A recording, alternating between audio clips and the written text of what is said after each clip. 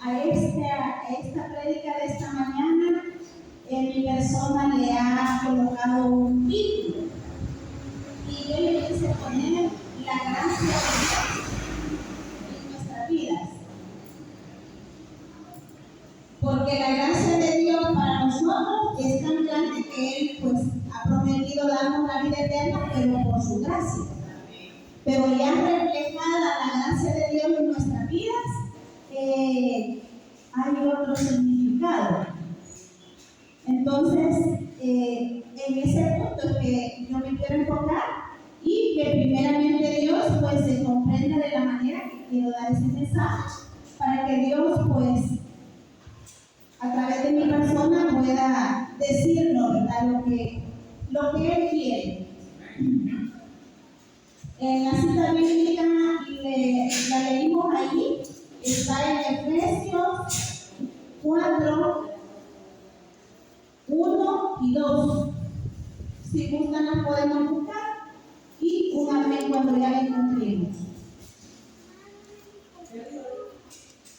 Efesios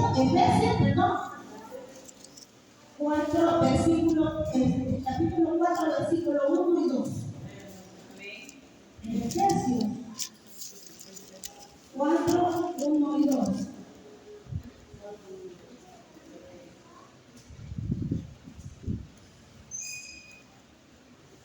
Amén. En mi versión bíblica dice: así yo, preso en el Señor, os ruego que andéis como es digno de la vocación a que fuisteis llamados, con toda humildad, mansedumbre, paciencia, soportándonos unos a otros en amor.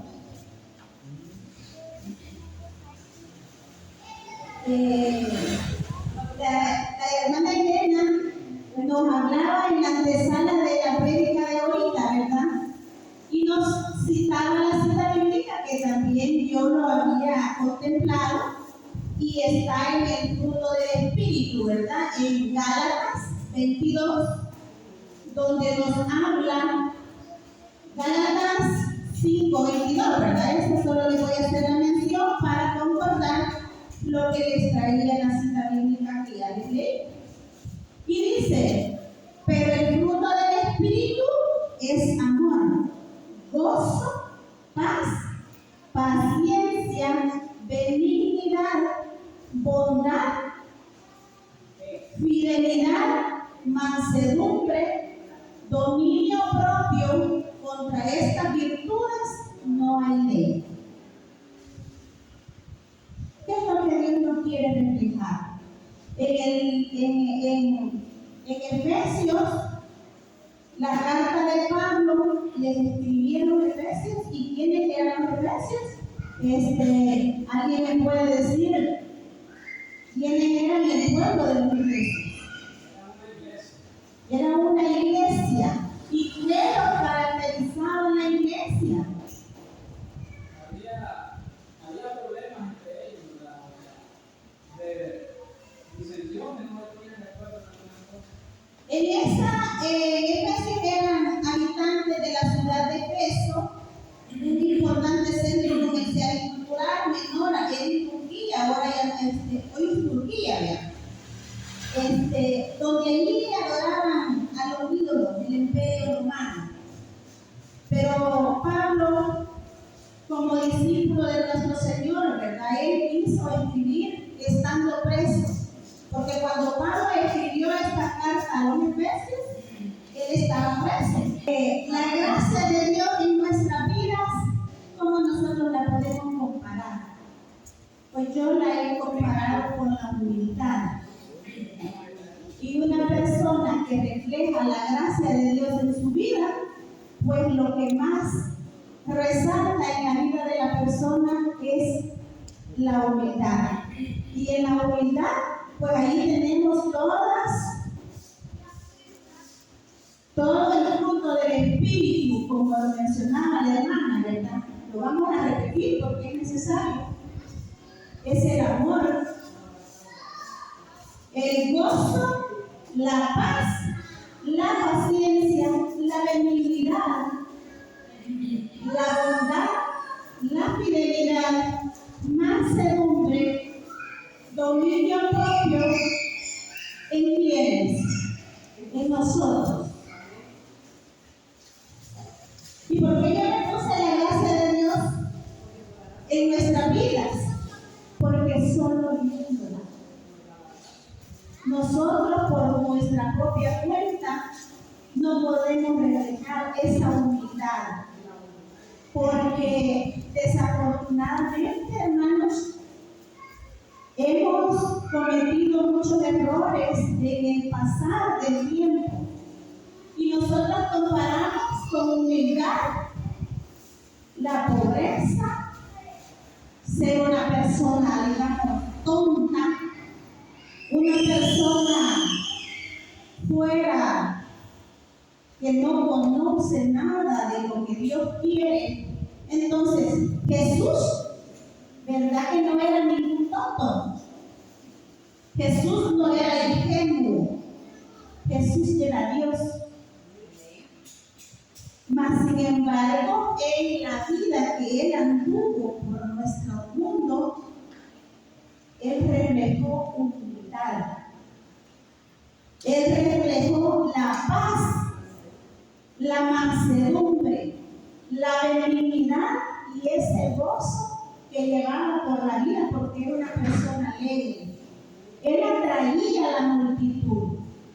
Si iba por los pueblos predicando la palabra, pero era una persona que atraía, era luz, es luz, porque hoy está en el cielo, pero la luz es reflejada en cada uno de nosotros, usted y yo. Cuando nosotros decimos ser cristianos, o si no lo decimos, en nuestra vida nosotros tendríamos que reflejar esa luz, esa paz, esa benignidad, esa bondad, esa misericordia, que solo el Espíritu de Dios en nuestras vidas puede ser transformado y poder nosotros cambiar y ser con estas características. Y voy a seguir mencionando a la hermana Elena, porque siento yo como que estábamos conectadas en la idea de la prédica con todo lo que ella habló, porque de eso se trataba la cartilla. Y ella decía, si nosotros conocemos de Dios, pues vamos a ser felices. ¿Y por qué no somos felices? Vamos a ver. Porque no conocemos de Dios. ¿Pero cuál Dios? Ese Dios que nos da paz, que nos da gozo, que nos da mansedumbre, que nos da benignidad y que nos da todo para que nosotros seamos felices. Y si nosotros conocemos a nuestro Señor, y entonces, ¿qué nos pasa? ¿Por qué no reflejamos ese gozo, esa bondad y todas esas virtudes que solo Dios da?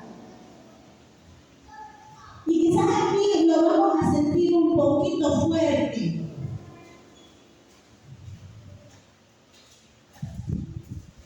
Cuando dice la palabra de nuestro Señor, dice, y así yo preso, dice Pablo, en el Señor. O sea que Pablo sí estaba preso porque estaba detrás de una reja, porque cuando él andaba predicando la palabra de Dios, fue apresado por predicar la palabra. Pero también estaba preso en la palabra de Dios.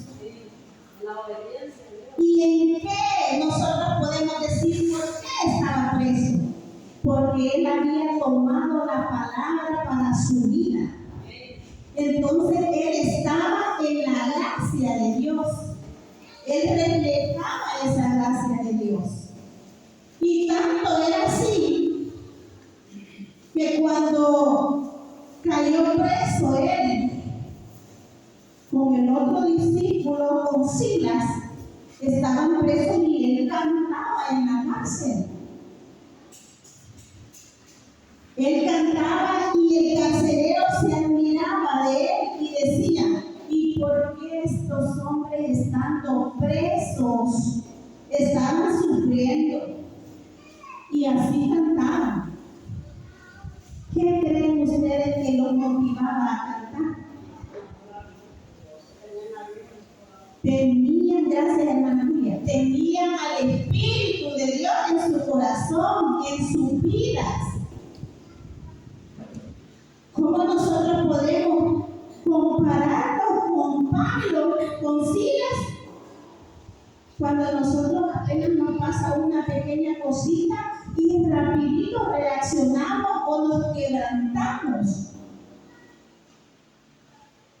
Si nosotros con el hermano, con el vecino, con el prójimo, porque el prójimo es todo aquel que tenemos a nuestro lado, con el que tenemos al frente, con el que tratamos, con el que encontramos, y nosotros, si hay una diferencia, y continúo mencionando a la hermana Elena, que dice: si no me saluda el hermano Oscar, pues no me quieren en esta iglesia. Y si nosotros hay algo del hermano cristiano, del vecino, del conocido, del amigo, nos molesta cualquier actitud en la que no estamos de acuerdo y empezamos nosotros a sacar a ese mal espíritu que gobierna nuestras vidas. Porque cuando nosotros no tenemos el Espíritu de Dios, lo que nosotros sacamos y reaccionamos, pues ese es un buen espíritu, porque cualquier cosa nos motiva a reaccionar de la manera incorrecta. ¿Y cuáles son las maneras incorrectas? Pues no somos tolerantes, pues no respetamos la decisión o la palabra o la opinión del hermano. Entonces, a veces le podemos faltar el respeto, porque como no estamos de acuerdo en lo que aquella persona hizo, ¿verdad? O un gesto que a lo mejor pues no tenía nada que ver con nosotros, y nosotros lo tomamos a mal, somos tan reactivos. ¿Qué está pasando entonces en la vida de nosotros? Carencia de quién tenemos en nuestras vidas. Dice la palabra de Dios en esa misma cita, nos dice Pablo: os ruego que andéis como es digno de la vocación que fuisteis llamados. ¿Y qué es ser dignos? ¿Y cuál es esa vocación a la que nosotros hemos sido llamados? Hermanos, la vocación al que Dios nos ha llamado es primeramente a estudiar su palabra. Y al conocer su palabra, nosotros nos vamos a transformar. Nosotros nos vamos a convertir. ¿Y qué vamos a hacer con eso? Pues la vocación. ¿Qué es esa vocación? Es servir. Servir a lo que Él nos ha llamado. Hermanos, cuando nosotros estamos acá en la iglesia y prestamos un privilegio, ¿a quién le servimos nosotros? Pues primeramente a Dios, y continuamos para servirle al prójimo, al hermano, al que está a la par, al invitado. Esa es la vocación que Dios nos ha dado. Yo no digo que nosotros, si en algún momento hay algo errado que se quiere hacer o se está haciendo, nosotros no podamos hacer un comentario de la mejor manera. ¿Cómo? demostrando respeto, demostrando paciencia, tolerancia y dándole la oportunidad al otro de hacer las cosas como Él ha tomado y como su espíritu lo está transformando. Muchas veces nosotros nos volvemos juiciosos. La palabra de Dios, hermanos, no es para nosotros poderla tomar y tomarla como un mazo para poder decir, no, la Biblia dice esto. Hay manera de hacer ver a alguien y decirle, yo creo, yo opino de buena forma, con respeto, y si está en lo correcto y está en la Biblia, es aceptable, porque todos nos equivocamos. Voy a seguir mencionando a la hermana Elena. ¿Cuántas personas de los personajes que menciona la Biblia se equivocaron? Se equivocaron todos.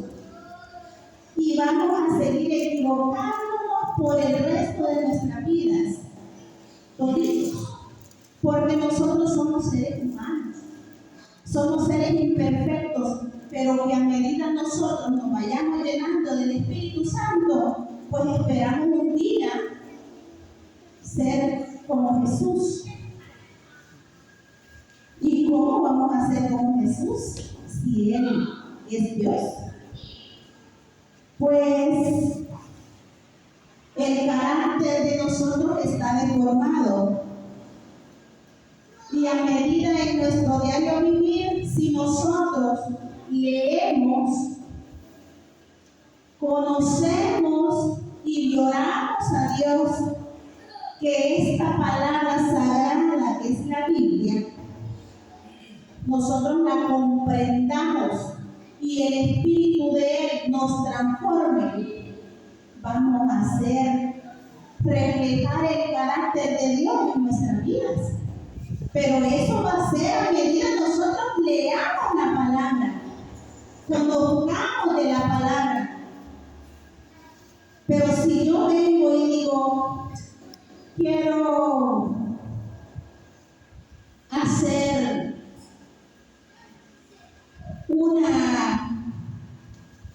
una prédica, voy a sacar esta cita bíblica que habla de esto, pero solo las aplico para la prédica, pero en mi vida no. Entonces no nos está sirviendo de mucho. No nos está sirviendo de mucho. Porque la misión, el deber, es leer la palabra, conocerla y aplicarla. Amén. Que cambie nuestras vidas. De otra manera, nosotros somos unos buenos conocedores de la palabra. Seríamos unos buenos legalistas que conocemos la palabra y hasta pudiera debatir un tema, debatir un libro con cualquiera, y yo soy la que más lo conozco y yo soy quien sabe de la palabra porque la he leído. Pero si yo la he leído y no la aplico, entonces no está funcionando.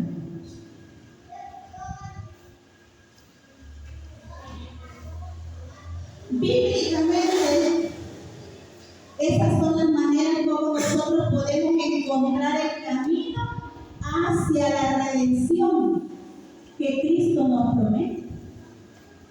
Porque todos queremos ser parte de ese pueblo redimido en el cual Juan vio en Apocalipsis. ¿Quiénes eran ese pueblo redimido? Pues eran las personas que estaban arrepentidas, que hicieron un cambio en sus vidas y que querían estar allí, y que Dios, por su infinita misericordia y por su gracia, al ver arrepentimiento genuino y al ver esa sinceridad, ese arrepentimiento verdadero, pues le va a dar el cielo a la persona. ¿Qué va a pasar o qué pasa cuando la persona tiene paz en su corazón? Pues esta persona duerme tranquila. Esta persona refleja esa paz y come tranquila. Aunque no tenga en abundancia, elige lo que no le hace daño. Y come como Dios le manda. Lo que Dios quiere para que no se enferme. ¿Qué pasa si esa persona tiene el Espíritu de Dios? Esa persona perdona. Esa persona es capaz de perdonar una ofensa o un saludo que no se le dio, o una mirada que no se le dio, o un comentario o una pregunta que no fue contestada. Esa persona va por el mundo perdonando sin que eso le ofenda, pasando de largo a una ofensa, ¿verdad? Porque en este mundo todos fallamos. Y si yo voy esperando que todas las personas me rindan pleitesía y que hasta me quieran poner una alfombra donde yo paso, pues entonces estoy mal. Porque cada uno andamos en nuestro afán, ¿verdad? Cada uno vive una vida diferente. Pero ¿qué es lo que nos hace diferente uno del otro? Leer la palabra de Dios. Si la persona conoce de la palabra de Dios y tiene el Espíritu Santo, no pasa de largo la necesidad ajena, no pasa de largo el dolor ajeno. Yo no sé cuánto nos hemos fijado si vamos por la calle y vamos muy precisos a donde quiera que vayamos. Si encontramos una persona que está ahí pidiendo dinero y nosotros vamos en nuestro afán, pues a veces somos capaces de no verlo. Pero si usted va tranquilo, con ese gozo, con esa paz y con ese amor que solo Dios da, usted es capaz de ver a aquella persona, de ayudarlo si necesita pasarse de un lugar a otro. Allí nuestro afán no tiene validez. Podemos visualizar esa necesidad. Somos compasivos. ¿Qué pasa si la persona tiene el Espíritu de Dios? Pues esa persona tiene todas sus capacidades solventadas. Yo no digo que vive en una gran mansión, que le sobran riquezas. No, hermanos.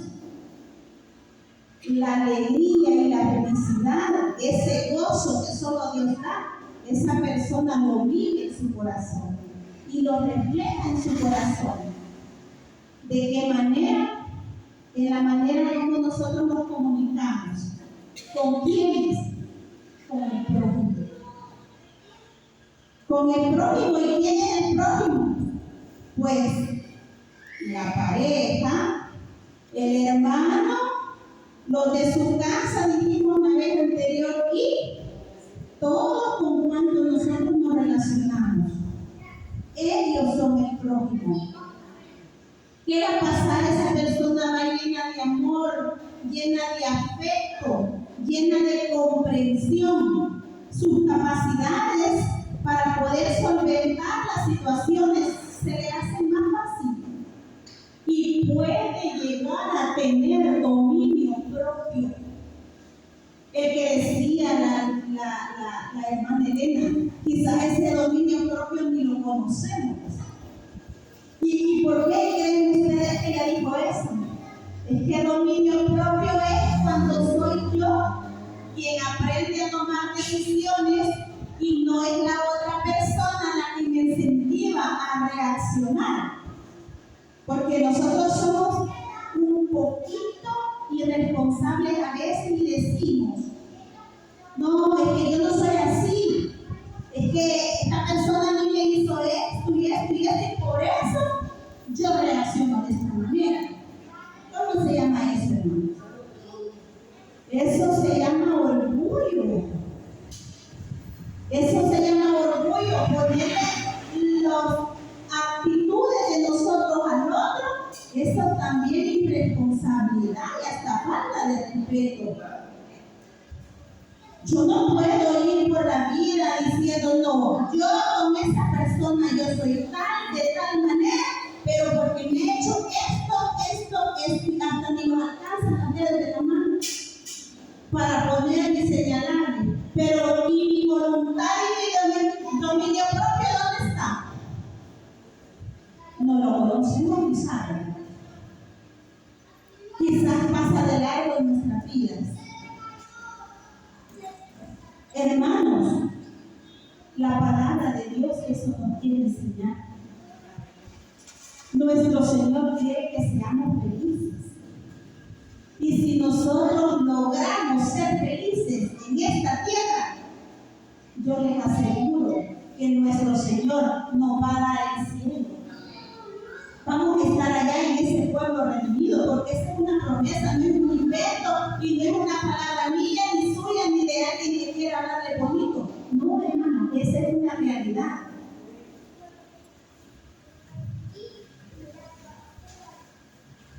¿Qué pasa cuando esa persona tiene el Espíritu de Dios? El trato con su pareja es de lo mejor. Y si no todo es dulzura, pues trata de llevar la vida en paz. Y cuando una persona trata de llevar la vida en paz con la pareja, créanme que aquí va a lograr mucho de relacionarse con los demás. ¿Por qué? Por eso es que a veces no duran los matrimonios. Porque ese trato que se tiene o ese pacto que se tiene entre el hombre y la mujer, si no se logra llevar dos personas, ¿cómo puede ser capaz una persona de poderse llevar con alguien más que no convive tan cercano? Pero antes de por querer llevar ese matrimonio bien llevado, ¿con quién es la relación principal? Con nuestro Señor Jesús. ¿Y cómo podemos lograr esa relación principal? Cada mañana, cada madrugada, antes de hacer cualquier cosa, antes de entrar en el afán del diario vivir, vayamos a Jesús. Vayamos a estudiar su santa palabra, que es el consejo divino que Dios quiere que nosotros sigamos. Pero no sé, hermano, cuántos años podamos tener nosotros perseverando con la palabra, pero aún podemos estar lejos de tener esa gracia que Dios quiere que sea reflejada en nuestras vidas. La carta que Pablo escribió a los Efesios es una carta llena de amor y son consejos todos para mí. Si nosotros podemos seguir continuando a leer todo el capítulo 4, nos podemos dar cuenta que solo eran buenos consejos que daba Pablo estando en la cárcel. ¿Creen ustedes que una persona estando en la cárcel puede estar pensando en el bien de los demás? Si a veces nosotros que no estamos en la cárcel pensamos hacer daño en vez de bien, mucho menos en dar un buen consejo, ¿verdad? Entonces, ¿cuánto del Espíritu de Dios tenía Pablo en su corazón para que pudiera reflejar esa misericordia y esa buena voluntad que en su carta escribió a los Efesios? Hermanos, esta mañana es un llamado para nosotros. Es un llamado para nuestras vidas. Es un llamado para nosotros. No para irlo a decir allá afuera, porque antes de ir a llevar el evangelio a otra persona, yo voy a querer estar llena de ese gozo de su voluntad.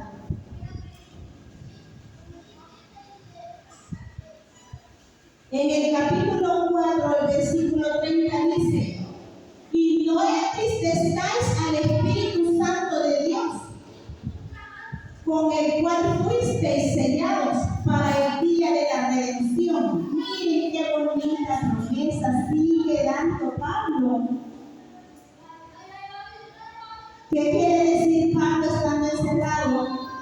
Que si nosotros no mostramos esa bondad, ese gozo, esa paz y esa alegría, esa felicidad en nuestro corazón, no vamos a ser redimidos. Qué grandeza de Pablo estando en la cárcel, sintiendo ese querer hacer el bien al otro de afuera, que ni lo veía, porque por una carta le escribía. Y se inspiraba cosas bonitas. Y ese carcelero le hizo una pregunta, así le decía a Pablo: ¿qué debo de hacer yo para alcanzar la vida eterna? Y le dice Pablo: ¿crees? Y nosotros hemos creído, hermanos. ¿Creemos nosotros que el Espíritu Santo puede cambiar nuestras vidas? Entonces nosotros cada mañana vayamos a Jesús, vayamos a leer los consejos que ha dejado para nosotros y apliquémoslos a nuestra vida, hermanos. Podemos ir dejando el orgullo aparte, porque el orgullo es lo único que nosotros nos va a hacer quedarnos sin ir a cumplir el cumplimiento de la promesa de Dios. ¿Y cuál es ese orgullo? Pues allí están muchas cosas. Nosotros el orgullo lo hemos menospreciado, no le hemos dado la importancia que se merece. Pero el orgullo es el enemigo de toda la voluntad del ser humano. Porque cuando nosotros nos justificamos en decir, yo actúo de esta manera y justifico un motivo, allí estoy dejando mi propio ego en claro, ¿verdad? Lo estoy dejando claro. No, yo soy de esta manera porque, me justifico. Yo lo avalo, pero Dios no nos avala eso. Y eso lo reflejamos en cada momento. Dice en el versículo 5 de los Efesios, en el capítulo 9, porque el fruto de la luz consiste en toda bondad y justicia y verdad. Hemos estado estudiando toda la cantidad de 3 meses, hermano. Y a veces quizás no queda muy claro qué es lo que es justo. A veces no queda muy claro qué es la bondad y la verdad. Y ser justo, hermanos, es también darle la importancia al otro. Si yo tengo una opinión que no va de acuerdo con lo que usted piensa, respetémoslo, démosle la oportunidad a los demás que sean como quieren ser. ¿Por qué? Porque Jesús no buscó conflicto con nadie queriendo probar la verdad. Jesús en algún momento tuvo la oportunidad de estar en contienda. ¿Y qué hizo Jesús cuando tuvo la oportunidad de estar en contienda? Él vio que lo querían apresar. Él vio que querían debatir y hacerle daño. Jesús se fue por otro lado. No se prestó a tener contienda. Y huir no es malo, no es ser cobarde. Huir es respetar la voluntad del otro. Que si la otra persona está equivocada y tiene problemas conmigo, pues que lo tenga sola, pero yo no me voy a prestar a tener un problema con esa persona. Y no es que no lo quiera y no es que no quiera relacionarme, no, es ser obediente. Es aceptar que la otra persona sea como quiere ser. Porque no solo yo voy a tener la razón. En la vida no es de ir teniendo la razón. La razón y la verdad absoluta solo la tiene la palabra de Dios. Y la palabra de Dios es prudente.